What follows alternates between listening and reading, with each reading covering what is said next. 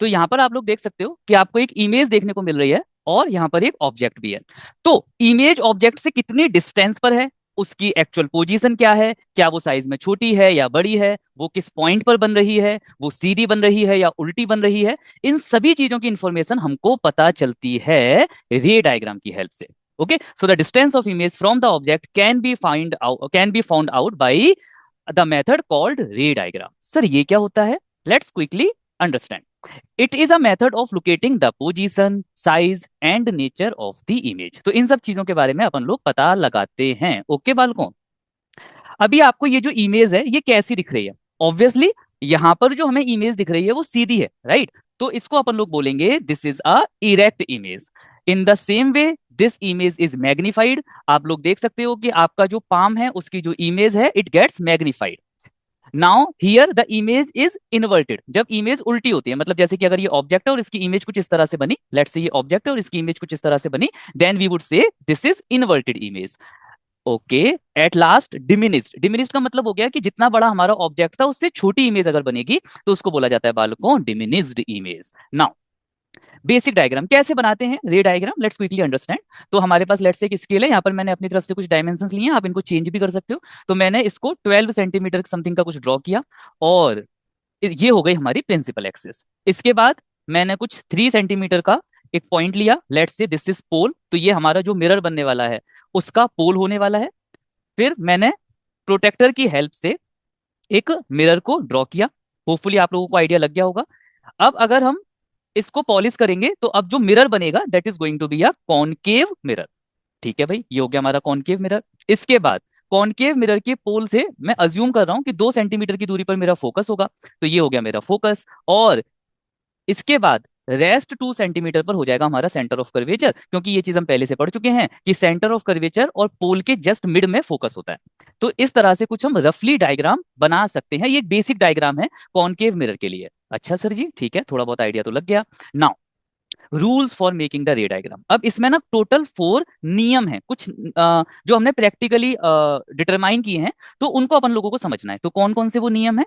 First rule is saying a ray of light which is parallel to the principal axis of a concave mirror passes through its focus after reflection। इस बात का मतलब क्या हुआ? इस बात का मतलब ये हुआ कि अगर कोई एक रे है, कोई एक किरण है और वो प्रिंसिपल एक्सिस के साथ पैरेलल जाती है, और वो प्रिंसिपल एक्सिस के साथ पैरेलल जाती है, तो क्या होगा? आफ्टर रिफ्लेक्शन, मतलब जब उसमें रिफ्लेक्शन होगा तो वो पास होगी हमारी फोकस से। Let me explain how it works. तो लेट से हमारे पास एक ऑब्जेक्ट है ए बी, इससे हमने कोई एक रे पास कराई जो कि प्रिंसिपल एक्सिस के साथ पैरेलल है। Let's say this is my incident ray. After reflection ये फोकस से पास होगी, so that becomes reflected ray. Second नियम, second rule, it is saying a ray of light passing through the center of curvature of the concave mirror is reflected back along the same path। इसका मतलब ये हुआ कि अगर कोई एक रे है किसी ऑब्जेक्ट से चलती है, लेट्स से ऑब्जेक्ट इज ए बी, और वो रे सेंटर ऑफ कर्वेचर से पास होती है, देन आफ्टर रिफ्लेक्शन ये इसी रास्ते पर वापस चली जाएगी। ओके, नियम third, rule 3, it says a ray of light passing through the focus of a concave mirror becomes parallel to the principal axis after reflection। इस बात का मतलब क्या हुआ? इसका मतलब ये हुआ कि अगर हमारे पास कोई एक ऑब्जेक्ट है, लेट्स से ए बी, और एक कोई रे है जो कि फोकस से पास होती है, राइट? ये हो गई हमारी इंसिडेंट रे। तो आफ्टर रिफ्लेक्शन ये प्रिंसिपल एक्सिस के साथ पैरेलल हो जाएगी। तो आप कह सकते हो कि जो नियम फर्स्ट और जो नियम थर्ड था वो एक दूसरे के अपोजिट है, राइट? लास्ट नियम, नियम 4, rule 4, it says a ray of light which is incident at the pole of a concave mirror is reflected back making the same angle with the principal axis। इस बात का मतलब क्या हुआ बालकों? तो बेटा इस बात का मतलब ये हुआ कि अपने पास अगर कोई एक ऑब्जेक्ट है, लेट से ए बी, और वहां से पोल पर कुछ रे इस तरह से इंसिडेंट हुई, तो वो आफ्टर रिफ्लेक्शन, मान लेते हैं कि एंगल आई है प्रिंसिपल एक्सिस के साथ, इंसिडेंट एंगल आई है, इंसिडेंट रे एंगल बना रही है आई, तो वो कुछ इस तरह से रिफ्लेक्ट हो जाएगी सेम एंगल बनाते हुए। तो इस केस में जो एंगल बनेगा, लेट से वो आर है, लेकिन एंगल आई और एंगल आर आपका इक्वल हो जाएगा। ओके, चलो एक बार जल्दी से हम इन सभी नियमों को रिकैप करते हैं। तो फर्स्ट है कि अगर इंसिडेंट रे पैरेलल है, ओके, किसके साथ? प्रिंसिपल एक्सिस के साथ, तो आफ्टर रिफ्लेक्शन ये पक्का फोकस से पास होगी। एंड अब चलो आप लोग बताओ, तो इस बार मैं चलो किसको खड़ा करूं, ब्रजवासी आप बताओ, मुझे आपकी भाषा बहुत अच्छी लगती है, तो ब्रजवासी जो है हमारा स्टूडेंट वो बताएगा। देखो सर मैं बताता हूँ, जामे का होता है कि अगर कोई एक रे है और वो सी से पास है रही है, मतलब कि सेंटर ऑफ कर्वेचर से पास है रही है, तो आफ्टर रिफ्लेक्शन वो वही रास्ता पे वापस चली जाएगी। ये है वो हमारा दूसरा नियम। नाउ अब बेटा आप बैठ जाइए, अब सिनाया बताएगी। सो सिनाया वुड से, देखो sir excuse me let me tell you sir, if any ray passes through the focus then after reflection it becomes parallel to the principal axis। पहला नियम एंड तीसरा नियम लगभग लगभग सॉरी पहला नियम और तीसरा नियम एक दूसरे के जस्ट अपोजिट हैं।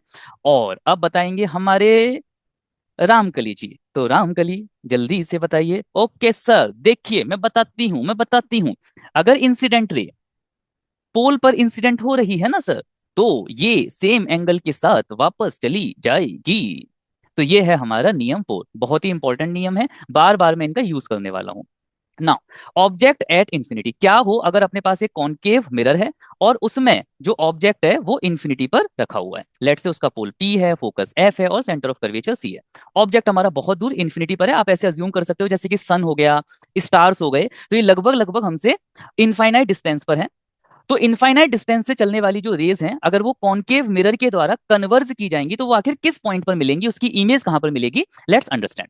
तो हमारे पास एक ऑब्जेक्ट है लेट्स से ए बी, और इससे चलने वाली जो रेज हैं जब वो पैरेलल आएंगी through principal axis, then after reflection they will pass through the focus. अब इमेज कब बनती है, इमेज तब बनती है जब रिफ्लेक्टेड रेज किसी एक पॉइंट पर मीट करती हैं।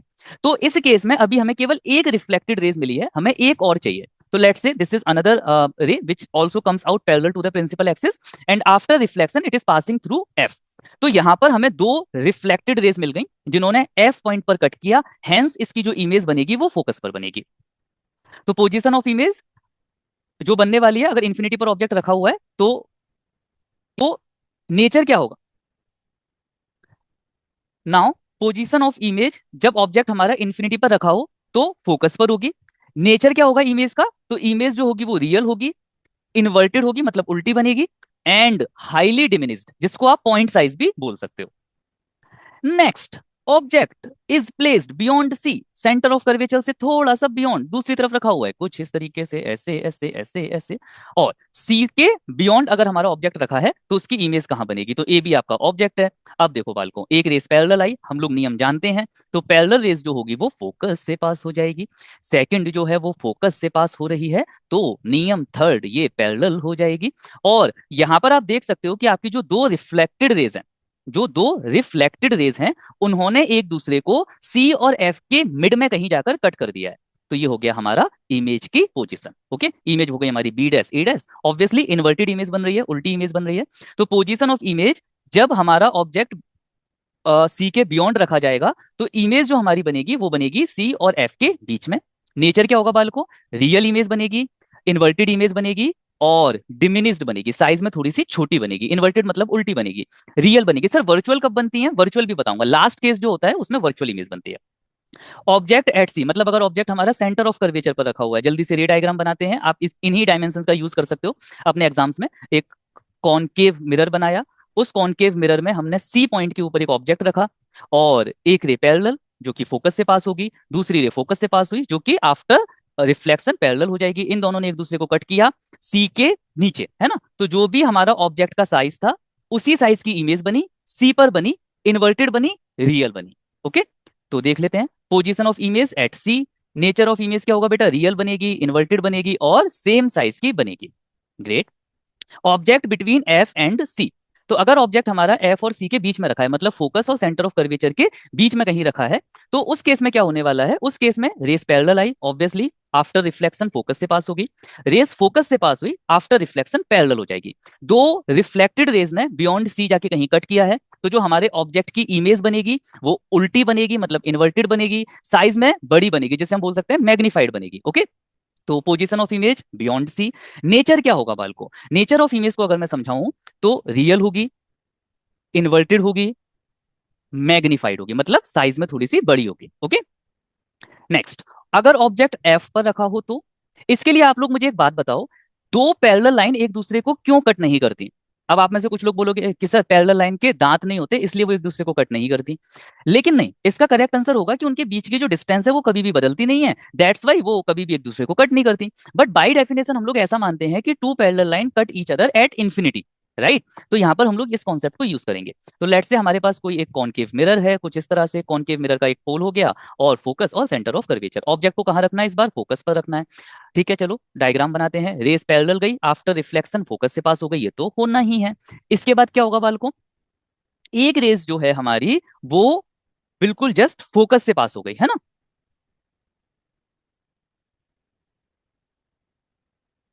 अब जो हमारी सेकंड रेज है, अब जो हमारी सेकंड रेज है वो सेंटर ऑफ कर्वेचर पर इंसिडेंट हुई, तो ऑब्वियसली सी बात है कि उसी रास्ते से वापस चली जाएगी। तो आप यहां पर देख सकते हो कि जो दोनों रिफ्लेक्टेड रेज हैं वो तो एक दूसरे को कहीं पर कट ही नहीं कर रही, राइट। तो ऐसे केसेस में हम ये मानेंगे कि चूंकि दोनों रिफ्लेक्टेड रेज आपस में पैरेलल हैं तो ये इन्फिनिटी पर कहीं जाकर एक दूसरे को कट करेंगी। हैंस पोजीशन ऑफ इमेज कहां पर होगी बेटा, इन्फिनिटी पर होगी। अच्छा सर नेचर क्या होगा, रियल इमेज बनेगी, क्योंकि ये मिरर के दिस साइड बन रही हैं। इसके बाद इन्वर्टेड होगी, उल्टी होगी, और बहुत ही बड़ी होगी, हाईली मैग्नीफाइड होगी, क्योंकि जब ये पैरेलल पर कहीं जाकर एक दूसरे को मीट करेंगे तो इनका जो साइज होगा वो काफी बड़ा हो जाएगा, तो हाईली मैग्नीफाइड होगी। नाउ ये केस बड़ा इंपॉर्टेंट है, इंपॉर्टेंट भी है, और इसमें एक वर्चुअल इमेज बनती है, इसलिए काफी इंटरेस्टिंग भी है।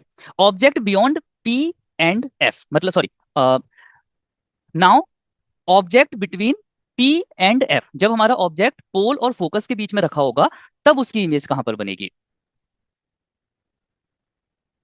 तो ऑब्जेक्ट हमारा जो है वो फोकस और पोल के बीच में रखा हुआ है। लाइट की जो रेज है बालकों वो कुछ इस तरह से पैरेलल आई, फोकस से पास हो गई। सेकंड रेज जो है वो फोकस से ऐसे पास हो गई, मतलब पैरेलल आई होगी, वो फोकस से पास हो गई। सेंटर ऑफ कर्वेचर वाली अगर एक रेस की मैं बात करूं तो सेंटर ऑफ कर्वेचर वाली रेस तो उसी रास्ते पर वापस चली जाती है। तो यहां पर आपको दिखेगा कि आपकी जो दो रिफ्लेक्टेड रेज हैं, जो मैंने एक लगभग ब्लू कलर से, आप मेरे कलर सेंस में मत जाना, है ना, और एक इसको क्या बोलेंगे, पिंक शायद, हाँ, दूसरे को मैंने पिंक कलर से बनाया है। तो आप देख सकते हो कि दोनों की दोनों जो रिफ्लेक्टेड रेज हैं वो तो एक्चुअल में किसी पॉइंट पर मीट ही नहीं कर रही, राइट। इनफैक्ट इनके बीच की डिस्टेंस तो बल इंक्रीज ही होती जा रही है, तो ये मिरर के रियल वाली साइड में तो कहीं मीट करने वाली है नहीं। तो अब हम इनको एक्सटेंड करेंगे दूसरी साइड में, और अब हमें पता चलेगा कि इन्होंने मिरर को कुछ इस पोजीशन पर जाकर कट किया है, तो हमारी जो इमेज बनी वो साइज में थोड़ी बड़ी बनी। डॉट डॉट डॉट लाइन से बनाया है तो इसलिए वर्चुअल बनी, या आप ऐसे भी देख समझ सकते हो कि ये वाली रेस इस जगह पर थी नहीं, हमने अज्यूम किया है कि ये इस जगह पर कहीं मीट करेंगी। तो position of image behind the mirror, nature कैसा होगा बालकों, वर्चुअल होगा, इरेक्ट होगा, सीधे सीधी इमेज बनी है, एंड लास्ट मैग्नीफाइड होगा।